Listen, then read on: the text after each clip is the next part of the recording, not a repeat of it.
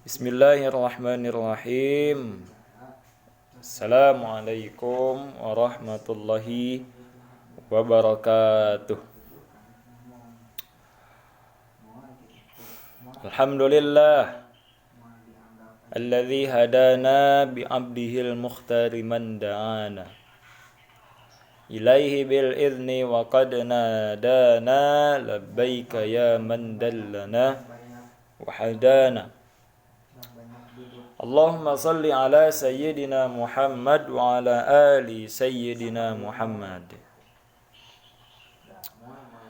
Rekan-rekan semuanya,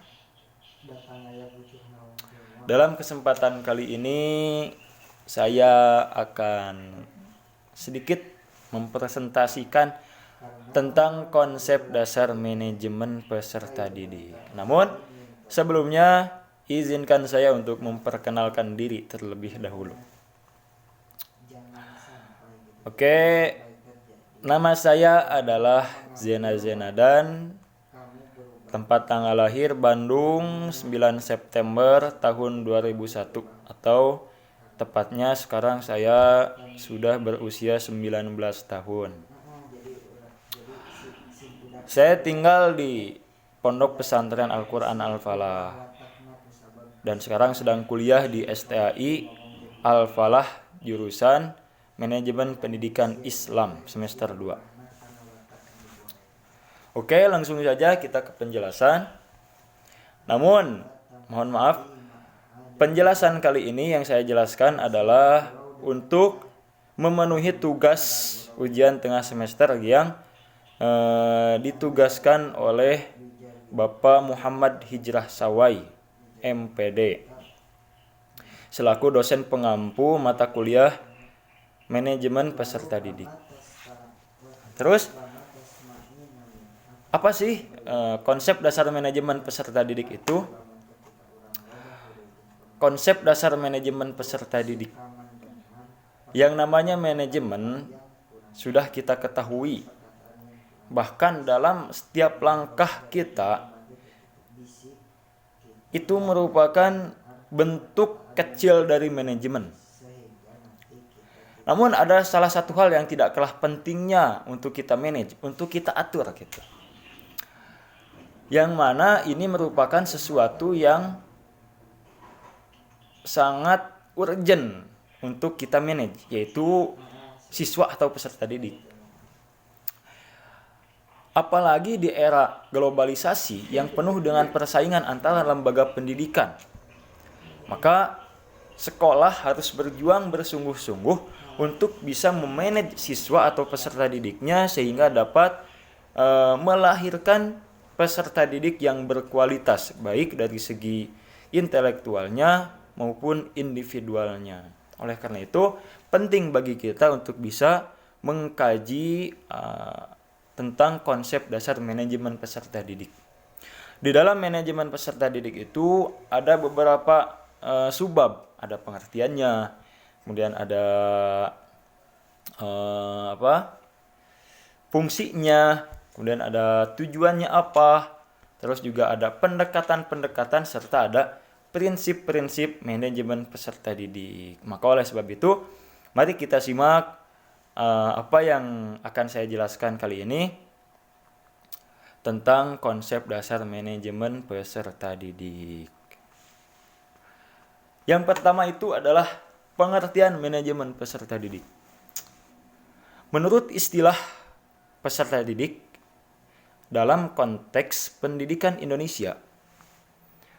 Jadi di sini di dalam makalah yang saya buat, peserta didik dalam konteks pendidikan Indonesia adalah siswa, murid, orang yang sedang belajar, anak didik, subjek didik, warga belajar, dan santri. Itu merupakan menurut konteks pendidikan Indonesia. Namun, di dalam Undang-Undang Republik Indonesia Nomor 20 Tahun 2003, Pasal 1 Ayat 4 dinyatakan bahwa peserta didik adalah anggota masyarakat yang berusaha mengembangkan potensi dirinya melalui proses pembelajaran yang tersedia pada jalur, jenjang, dan jenis pendidikan tertentu. Jadi bila mana seseorang itu tidak terdaftar dalam satu jalur atau jenjang pendidikan, maka dia tidak dapat dikatakan peserta didik gitu. Namun masih dapat dikatakan sebagai orang yang belajar bila mana dia masih belajar kepada pendidikan-pendidikan lembaga pendidikan non formal. Itu merupakan pengertian manajemen atau pengertian peserta didik secara singkatnya. Terus apa sih itu manajemen peserta didik? Kalau kan tadi kita hanya mengemukakan definisi peserta didik. Nah, terus apa manajemen peserta didik itu? Gitu.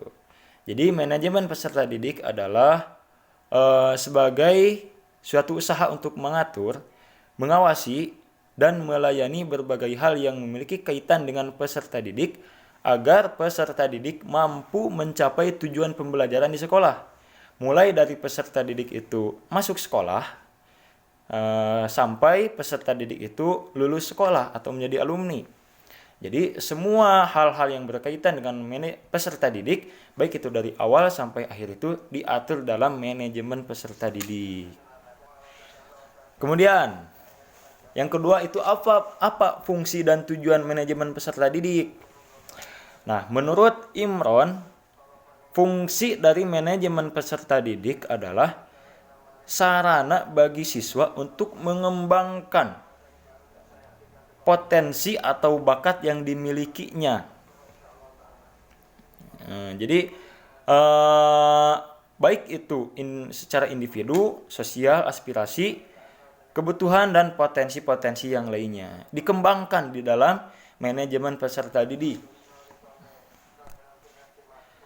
Adapun tujuan umum dari manajemen peserta didik adalah untuk mengatur berbagai kegiatan dalam bidang kesiswaan agar proses kegiatan pembelajaran di sekolah dapat berjalan secara lancar, tertib, dan teratur. Jadi yang namanya manajemen itu kan sifatnya mengatur, mengidentifikasi, mengawasi, mengontrol. Maka apa-apa yang dilakukan di dalam lingkungan sekolah itu diatur dalam manajemen peserta didik salah satunya, walaupun ada sistem-sistem manajemen yang lainnya seperti adanya manajemen madrasah, manajemen kelas. Namun salah satu dari sistem manajemen yang ada di sekolah itu adanya manajemen peserta didik. Jadi antara fungsi dan tujuan manajemen peserta didik itu secara umum adalah saling berkaitan gitu. Yang pada dasarnya dalam rangka untuk mendidik peserta didik dan mengembangkan segi kepribadian, pengetahuan, keterampilan, serta sosial peserta didik yang nantinya berguna baginya ketika hidup di lingkungan masyarakat atau ketika mengajar di sekolah. Terus yang ketiga ada prinsip manajemen peserta didik. Prinsip sudah kita ketahui bahwasanya adalah sesuatu yang harus dilaksanakan atau dijadikan pegangan untuk melaksanakan tugas-tugas tertentu.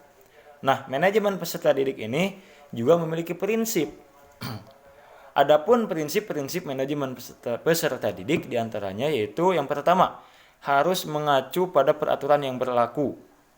Yang kedua, dipandang sebagai bagian keseluruhan manajemen kelembagaan.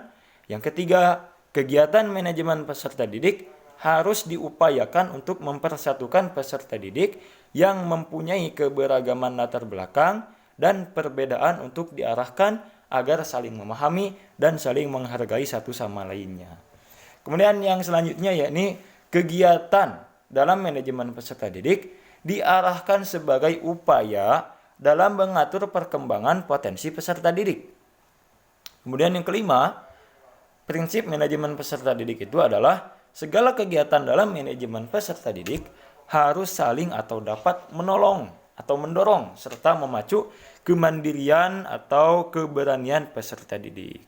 Yang keenam, kegiatan manajemen peserta didik harus dapat berjalan secara fungsional bagi kehidupan peserta didik, baik itu di sekolah, di masyarakat ataupun lebih-lebih untuk bekal di masa depannya. Jadi sangat penting sekali manajemen peserta didik ini untuk kita terapkan di lembaga pendidikan. Kemudian yang keempat, yakni pendekatan manajemen peserta didik. Ada beberapa macam pendekatan dalam manajemen peserta didik ini. Yang pertama ada pendekatan kuantitatif. Pendekatan ini lebih menitik beratkan pada segi-segi administrasi dan birokratif lembaga pendidikan. Diharapkan peserta didik memenuhi tuntutan-tuntutan dan harapan-harapan lembaga pendidikan di tempat peserta didik tersebut berada. Asumsi pendekatan ini agar peserta didik matang dan mencapai keinginannya untuk memenuhi aturan-aturan, tugas-tugas, dan harapan-harapan yang diminta oleh lembaga pendidikannya. Wujud pendekatan ini secara operasional adalah dengan mengharuskan kehadiran secara mutlak di sekolah atau absensi lah. Kemudian memperketat presensi, penuntutan disiplin yang tinggi, dan menyelesaikan tugas-tugas. Kemudian yang kedua ada pendekatan kualitatif. Pendekatan ini bertujuan untuk membuat peserta didik menjadi senang dan sejahtera. Pendekatan ini juga menekankan perlunya penyediaan iklim yang kondusif dan menyenangkan bagi pengembangan diri secara optimal. Jadi harus mendukung kemauan peserta didik. Lingkungan sekolah itu harus mendukung gitu. Jangan sampai membuat peserta didik itu menjadi bosan sekolah tuh gitu. Kemudian yang ketiga adalah pendekatan terpadu. Pendekatan ini merupakan perpaduan antara pendekatan kuantitatif dan pendekatan kualitatif. Di dalam pendekatan ini, peserta didik diminta untuk memenuhi tuntutan-tuntutan birokratif dan administratif. Kemudian yang kelima, ada ruang lingkup manajemen peserta didik. Jadi, ruang lingkup manajemen peserta didik itu meliputi yang pertama, perencanaan peserta didik. Yang kedua, pengorganisasian peserta didik. Yang ketiga, pelaksanaan pembinaan peserta didik. Yang keempat, pengawasan peserta didik. Dan yang kelima, evaluasi peserta didik. Nah, jadi itu merupakan sedikit gambaran tentang konsep dasar manajemen peserta didik. Dapat kita simpulkan bahwasanya setiap subbab yang telah tadi saya jelaskan memiliki manfaat atau tujuan yang sangat penting dalam keberlangsungan manajemen peserta didik di sekolah. Baik itu dari pengertiannya, ruang lingkupnya, pendekatannya, prinsipnya, serta fungsi atau tujuan manajemen peserta didik itu merupakan salah satu yang sangat penting untuk dikaji dan diterapkan di sekolah. Mungkin itu yang dapat saya jelaskan. Mohon maaf atas kesalahan yang saya perbuat. Terima kasih. Wassalamualaikum warahmatullahi wabarakatuh.